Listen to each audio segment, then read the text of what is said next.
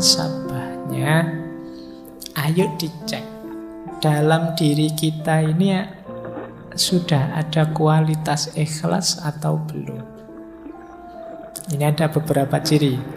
Kita ambil dulu ciri umum ya. Ini tanda-tanda kita sudah ikhlas.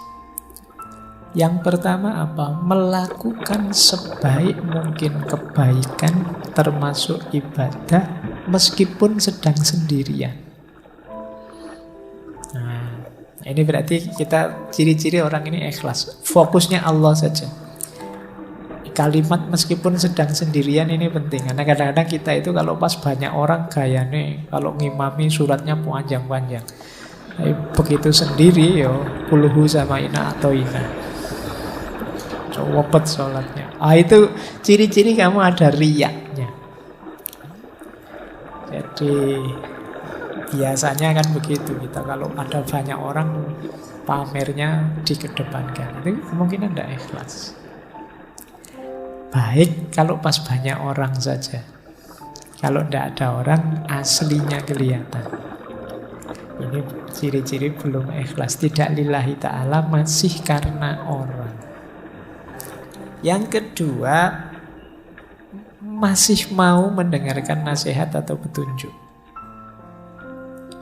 Orang itu ketika ingin dekat dengan Allah, ingin perjalanannya lurus menuju Allah, itu biasanya takut salah jalan, takut tidak diridhoi Allah. Ini membuat dia tidak berhenti belajar.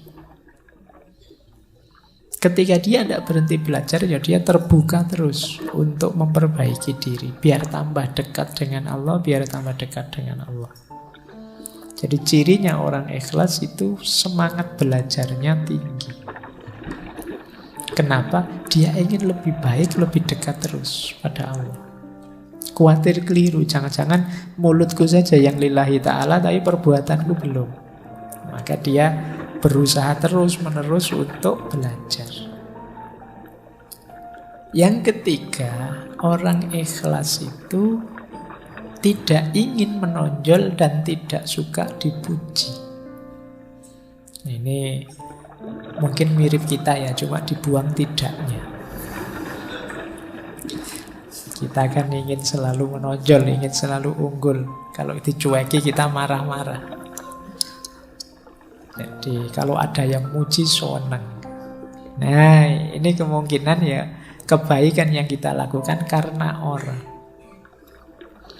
Kan sekarang kita melakukan apapun kan kita posting itu kan, kita foto, kita posting biar orang tahu. Itu kalau tidak ada yang jempoli, tidak ada yang muji, tidak ada yang kita mungkin sedih sekarang. Sudah posting 1 hari lebih loh ya, ini kok yang jempoli cuma 2 misalnya.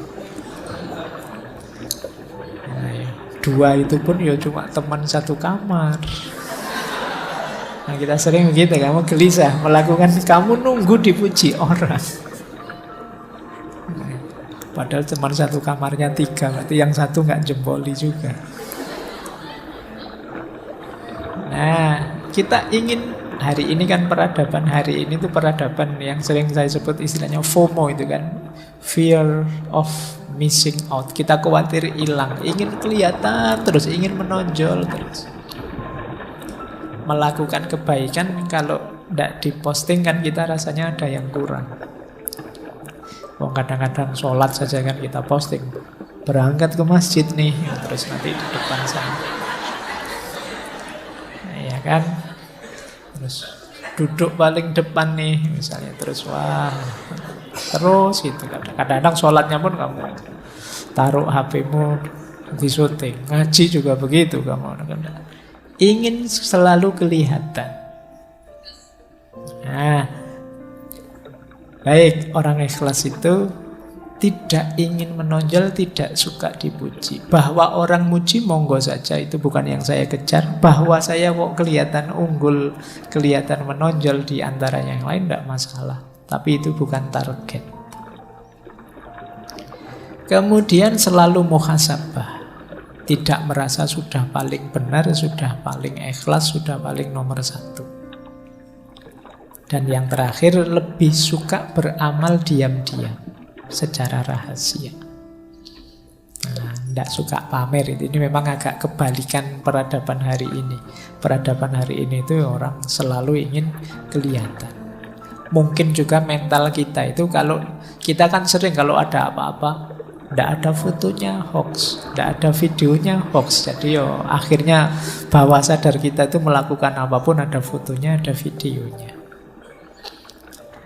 Jadi mungkin peradaban hari ini itu bisa kita sebut peradaban riya. Pamer terus apa-apa pengen dipamerkan. Ini agak hati-hati ya. Ini untuk jiwa kita agak masalah orang yang selalu ingin pamer. Kata Syekh Zunun Al-Misri lebih tegas lagi.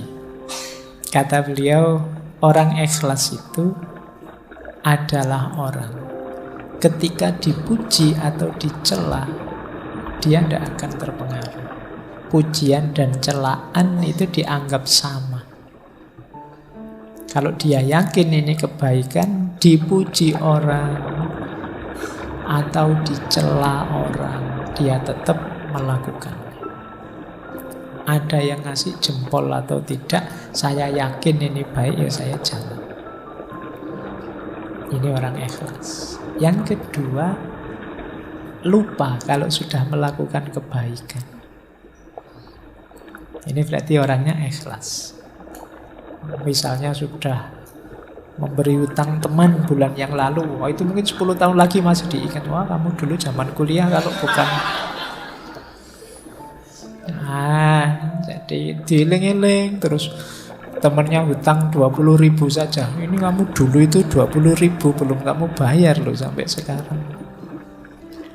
Baik, ya berarti memang ya tidak salah, cuma belum ikhlas. Ikhlas itu biasanya tidak dianggap lagi. Sudah melakukan kebaikan, ya sudah saatnya kebaikan selanjutnya. Jadi tidak hanya mengagumi kebaikan yang lama, tapi selalu memproduksi kebaikan yang baru. Cirinya orang ikhlas. Terus yang ketiga, lupa hak-hak dari amal solehnya. Jadi tidak mikir reward. Wah, sampean melakukan ini itu harusnya dapat pahala sekian loh, harusnya. Ya tidak apa-apa lah, monggo terserah Allah saja urusan besarnya balasan pahala. Tidak berpikir ke sana sudah. Menurut saya ini baik, ya sudah. Oh, sampean rajin ke masjid loh. Wah, berarti setiap sholat pahalanya 27 derajat. Ya alhamdulillah monggo, tapi fokusnya tidak ke situ. Jamaah itu baik, dianjurkan, ya saya ikut jamaah ke masjid. Pahalanya dilipat gandakan berapapun, atau jangan-jangan sekarang sudah tidak 27 lagi karena kursnya mungkin berubah. Itu serahkan saja pada Allah kalau tentang itu. Jangan-jangan kamu protes, zaman dulu 27 sekarang masih 27 juga ya harusnya. Monggo lah, pokoknya kamu jamaah saja lah sudah. Tidak usah terlalu dipikir hak balasan dan lain sebagainya. Nah, ini ciri-ciri ikhlas kalau menurut Syekh Zunun Al-Misri. Baik, kita lanjutkan. Ada tips dari Syekh Ibnu Athaillah As-Sakandari. Karena tadi ada hubungannya dengan riya, Syekh Ibnu Athaillah menyarankan strategi uzlah. Namanya khumul. Khumul itu menyembunyikan diri, mengubur diri. Itu khumul. Makanya mungkin ini istilah ini diserap oleh bahasa Jawa jadi kemul. Kemul itu selimut. Kalau kita pakai selimut kan tidak kelihatan. Kata saya Ibnu Athaillah, itfan wujudaka fi ardil khumuli, fama nabata mimma lam yudfan lam yatimmu nata ijuhu. Sembunyikan wujudmu pada tanah yang tidak dikenal. Sebab sesuatu yang tumbuh dari biji yang tidak ditanam tak akan berbuah sempurna. Kalau kesusu ingin tampil, kesusu ingin kelihatan, ya kita tidak akan tumbuh. Untuk bisa tumbuh, kita harus masuk dulu, tidak kelihatan. Nah, Ikhlas juga begitu. Ayo kita latihan ikhlas dulu, jangan kesusu pamer dulu. Jangan kesusu ingin dikenal, ingin tampil, ingin terkenal dulu. Ayo menyempurnakan diri dulu. Ayo melatih diri dulu sampai di level ikhlas yang kita tidak lagi punya pamrih duniawi, target-target yang tidak penting selain Allah. Kalau sudah mampu ikhlas, saatnya kita kelihatan. Pasti akan kelihatan. Maka strateginya menurut saya Ibnu Athaillah khumul. Jangan kesusu pamer, fokus saja pada perbaikan diri sampai ke level ikhlas. Jadi strategi pertama ini. Strategi kedua, di sini kita baru ketemu mahabbah. Untuk bisa ikhlas, hubungan kita dengan Allah, ayo kita tingkatkan ke level mahabbah. Tidak sekedar level formalitas, kewajiban, apalagi keterpaksaan. Kenapa kalau di level mahabbah lebih mudah ikhlas? Karena dalam hubungan cinta, orang itu yang jadi fokus, yang jadi perhatian, yang jadi target keinginan itu hanya yang dicintai. Dalam cinta orang bahkan mengorbankan dirinya, egonya demi yang dicintai. Loh, ini kalau yang kita cintai Allah kan berarti hidup kita tadi ikhlas itu kan lillahi ta'ala, hanya untuk Allah saja, otomatis terpenuhi.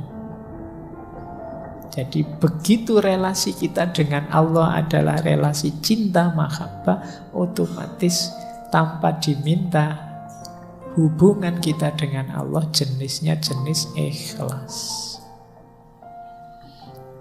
Jadi ikhlas itu kan yang dalam mahabbah itu kan cirinya apa? Mahabbah itu unconditional, tanpa syarat. Orang yang benar-benar cinta itu kan kalau melakukan kebaikan untuk yang dicintai itu kan tanpa syarat. Tanpa aku cinta padamu asal engkau mau begini ya begitu, itu namanya belum cinta. Ini di sesi-sesi cinta sudah bolak-balik dijelaskan. Cinta yang sejati itu unconditional. Aku mau sama kamu asal IP-mu minimal 3,7 lah kalau masih. Nah, ini namanya tidak cinta.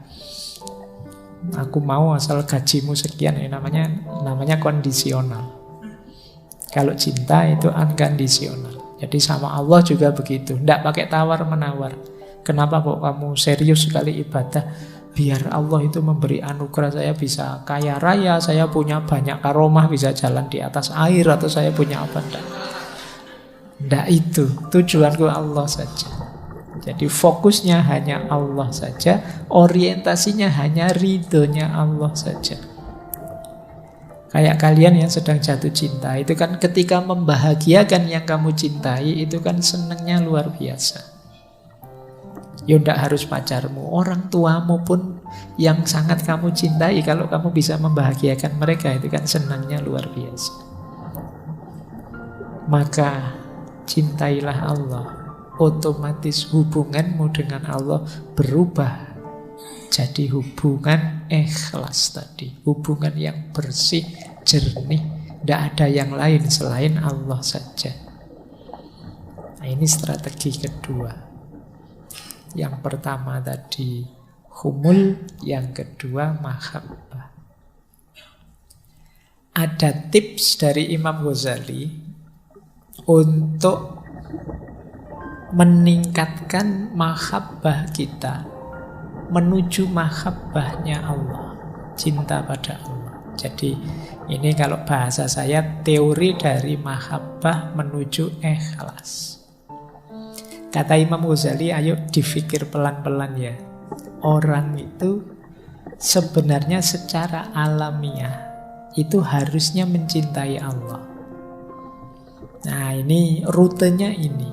Yang pertama apa? Orang itu biasanya muhibbun li nafsihi, cinta pada dirinya. Ini yang disebut ego tadi.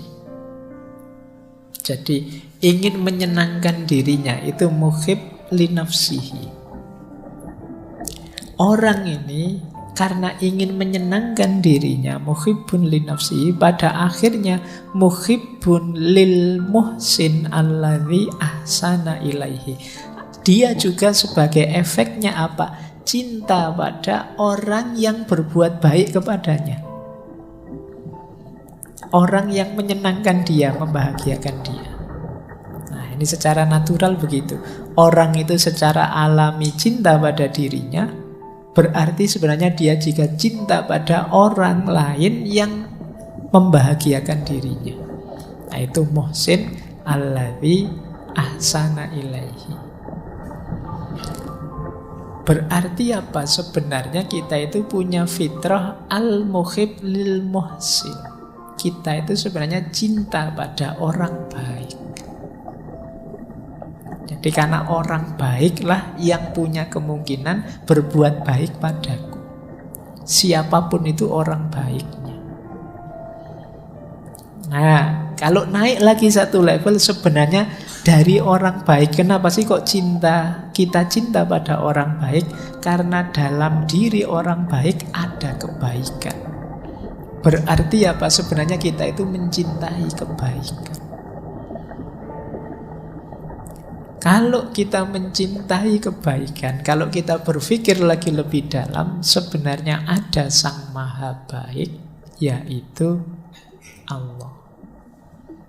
Jadi semua tadi pada ujungnya, kalau kita mau merenung agak dalam, sebenarnya cinta kita itu harusnya sudah tumbuh pada Allah.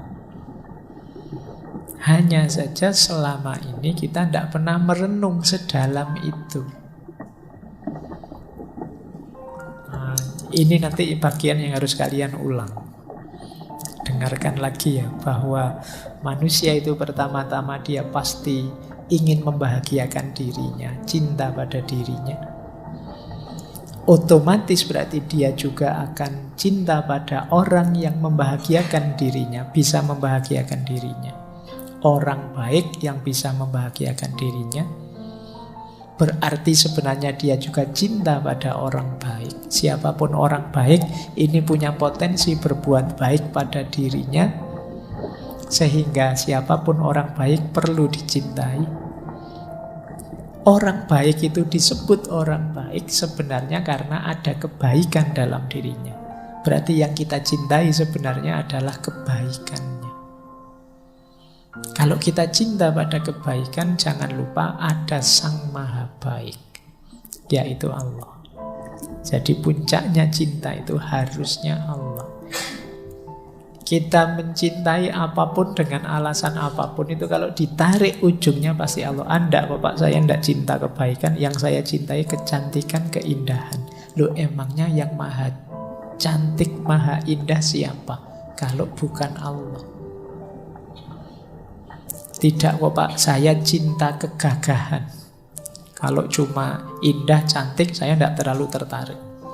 Saya suka yang maco-maco, yang tidak terlalu.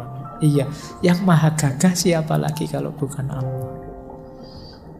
Jadi cintamu pada apapun, kalau kamu renungi sampai puncak, tetap ujungnya ya ketemu Allah. Jadi sebenarnya tidak ada alasan kalian tidak mencintai Allah. Berarti tidak ada alasan kalian itu melakukan apapun tidak secara ikhlas.